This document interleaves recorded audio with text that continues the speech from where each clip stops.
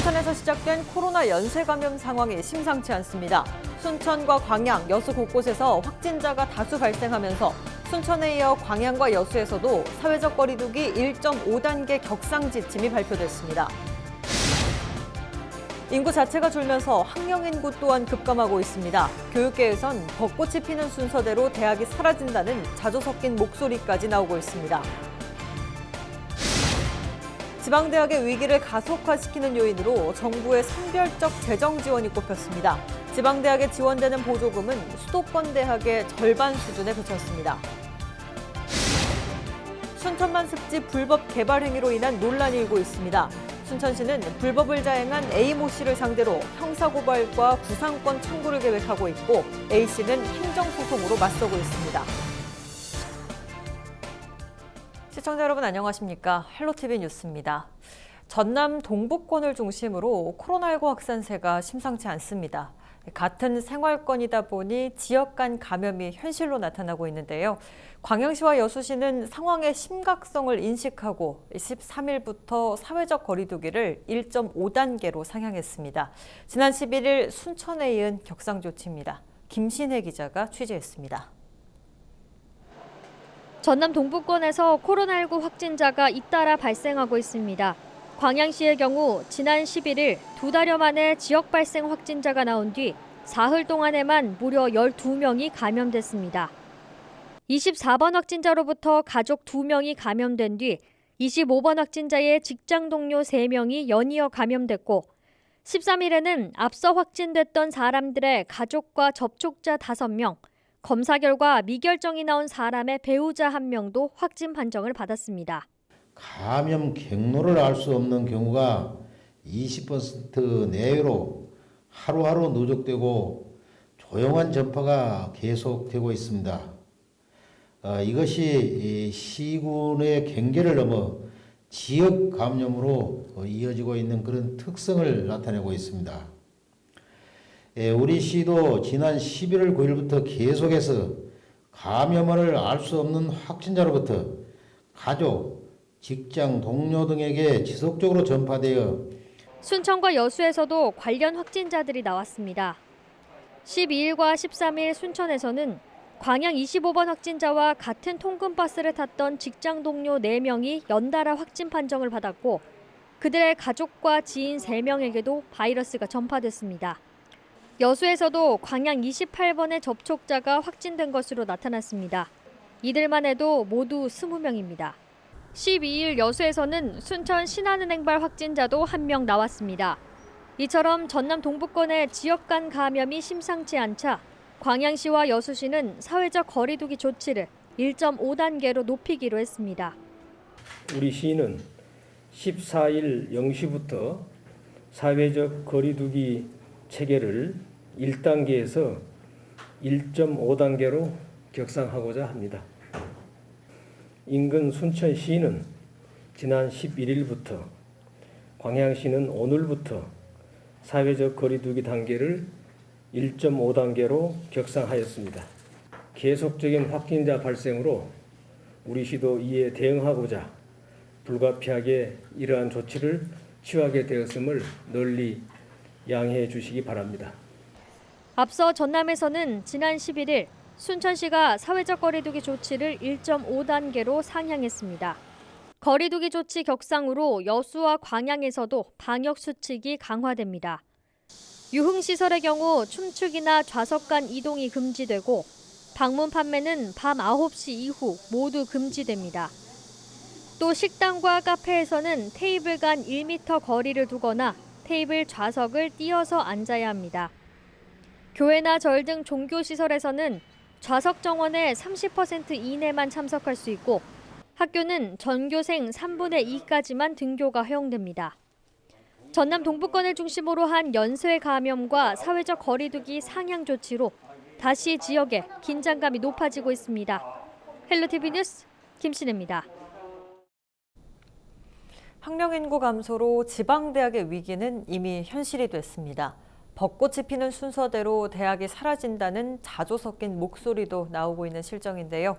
지방대학의 현실을 차선영 기자가 짚어봤습니다.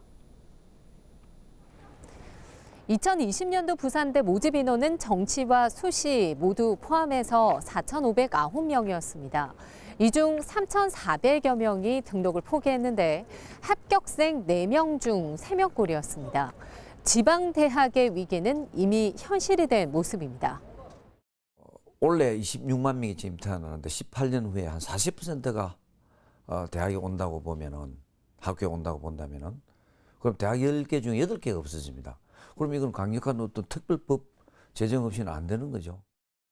고3 학생과 재수생, 대학 진학률 등을 종합해 추산하면 올해 대입 가능 인구는 48만여 명, 그런데 전체 대학 입학 정원은 53만여 명입니다. 대학 입학을 희망하는 모든 학생이 대학에 들어간다 해도 정원을 못 채우는 대입 역전 현상이 시작되는 것입니다. 학력 인구의 감소는 지방 사립대와 전문대 경쟁률 급감으로 고스란히 드러났습니다. 2021학년도 서울 지역 대학들의 수시 평균 경쟁률은 14.7대 1이었지만 지방권 대학의 경우 평균 경쟁률이 5.6대 1에 그쳤습니다. 수시 전형에서 수험생 1명이 6번 지원할 수 있다는 점을 고려하면 사실상 지방권 대학의 상당수가 정원 미달을 기록한 겁니다.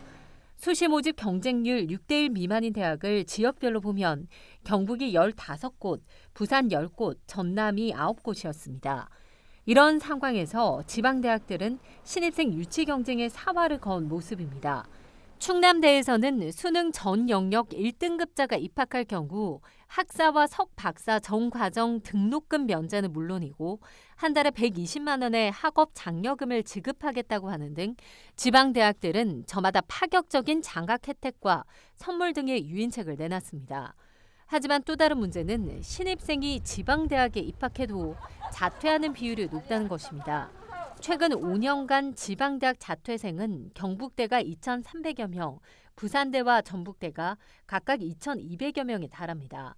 입시 전문가들은 자퇴생들의 대다수가 취업 등을 이유로 수도권 대학에 편입하는 것으로 분석했습니다. 학생들이 대학을 합격하고도 중도 탈락률이 점점 증가한다는 것은 취업에 대한 확신이 없기 때문에 중도 탈락률이 높아지는 것으로 보입니다. 대학교육연구소는 저출산 등으로 2037년이 되면 신입생 충원율이 70% 미만인 지방대가 209곳, 전체의 84%에 달할 것이라고 분석했습니다. 서울에 있는 대학을 특별법을 제정해서 지방으로 흩자. 아니면은 서울에 학령 인구 대비 30% 정원을 묶자. 묶지 않으면 전부 서울에 대학보다 먼저 들어가고 벚꽃 피는 순서대로 대학이 사라진다잖아요. 지방대학의 체질 개선과 함께 적극적인 정부의 재정 투입 등 지방대학을 살리기 위한 묘책 마련이 시급해 보입니다. 헬로티비 뉴스 차선영입니다. 지방대학의 위기를 가속화하는 가장 큰 요인 중 하나로는 정부의 선별적인 재정 지원이 꼽힙니다. 실제로 지방대학생 한 명이 받는 국고 보조금은 수도권 대학의 절반에도 못 미쳤는데요. 재정 지원 방식이 이제는 바뀌어야 할 때라는 지적입니다. 한범호 기자가 취재했습니다. 지난 1998년 지역균형 개발 차원에서 세워진 충남도립대. 대통령 공약으로 설립된 만큼 개교 초기 정부의 전폭적인 재정 지원을 받았습니다. 하지만 그때뿐 충남도가 운영을 도맡은 뒤부턴 지원이 끊겼습니다. 지자체 예산만으론 기반시설 확충 등에 나서기엔 한계가 있는 상황. 그나마 전국 대학 평가 결과에 따라 정부로부터 목적성 사업비는 받고 있지만 이마저도 수도권 대학들과의 힘겨운 경쟁을 거쳐야 가능합니다. 무엇보다 시급한 것은 지방대학교에 대한 정부와 사회의 관점이 변해야 한다는 것입니다. 지방대학을 단순히 인재 육성의 기관으로 바라보는 소극적 관점을 벗어나 양극화 해소와 지역 발전의 핵심 주체로 바라보고 지원하는 새로운 패러다임이 요구됩니다. 실제 수도권 대학과 지방대학의 재정 지원 격차는 상당합니다. 2018년 사립대학생 1인당 국고 보조금입니다. 지방은 181만 원으로 수도권 386만 원의 절반에도 못 미쳤습니다. 1996년엔 수도권의 70%였는데 격차가 훨씬 더 벌어진 겁니다. 대학별 지원액을 보면 수도권 쏠림 현상은 더 심각합니다. 상위 10곳이 절반 가까이를 가져갔는데 지방은 포항공대 한 곳이 유일했습니다. 정부나 지자체, 기업으로부터 연구 등을 의뢰받아 얻는 수익도 차이가 확연합니다. 학생 1인당 산학협력 수익은 38만 원으로 수도권의 3분의 1 수준에 불과했습니다. 평가를 통한 선별적, 차등적 지원이 대학 양극화로 이어지는 악순환이 반복되고 있다는 지적입니다.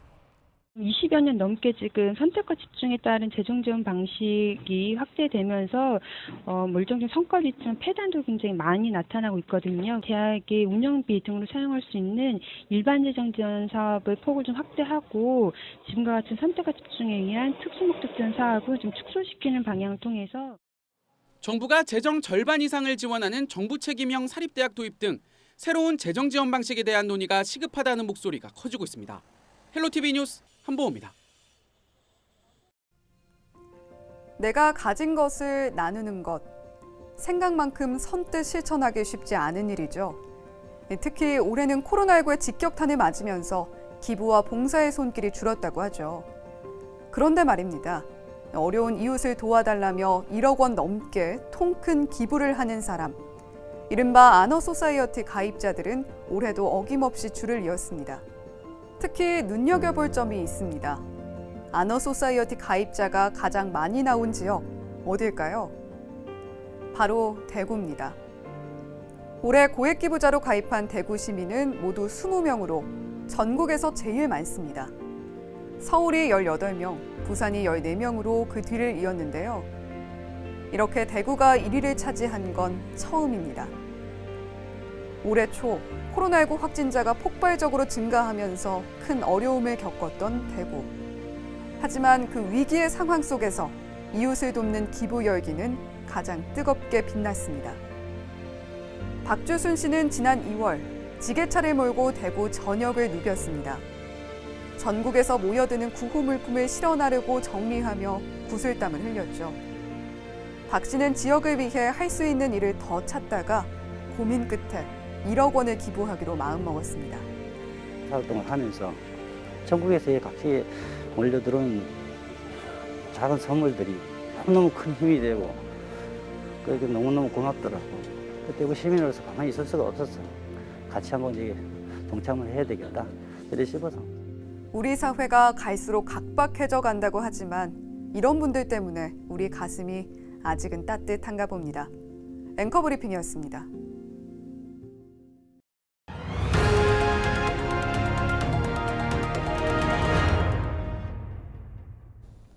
순천시가 순천만 습지 인근 염전과 농지의 불법 개발 행위를 적발하고 행정 대집행과 구상권 청구 방침을 시사했습니다.